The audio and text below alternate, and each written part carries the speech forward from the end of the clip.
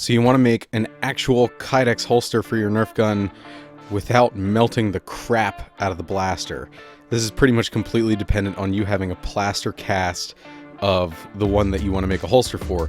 So watch the plaster cast video that I have and let me show you how it's done. Now already you've seen that I heated the Kydex up with a heat gun and formed it around the plaster cast a little bit and started to put it together with the back half.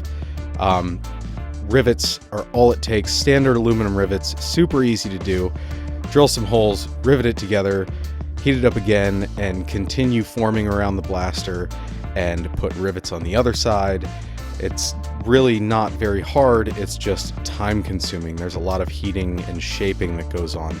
This is all due to the fact that I didn't have a press to push the plaster cast in the Kydex into to actually make it shape completely to it. To do that, you have to have a lot of pressure and really dense foam, and I didn't have metal plate or really thick boards to be able to do that, so I just shaped it on my own with my hands and a heat gun.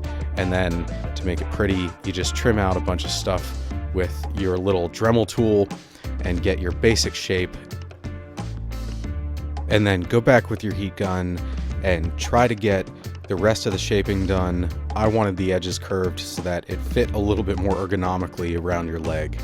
And then also you've got to attach it to yourself, so cut a slit in the top to attach the part that goes on your belt, clean off all the sharp edges with a little sanding bit, and then start sewing on your nylon strapping to put clips on so that it's easy to put on and off, and you can attach it to your belt and to your leg. And this stuff is really strong.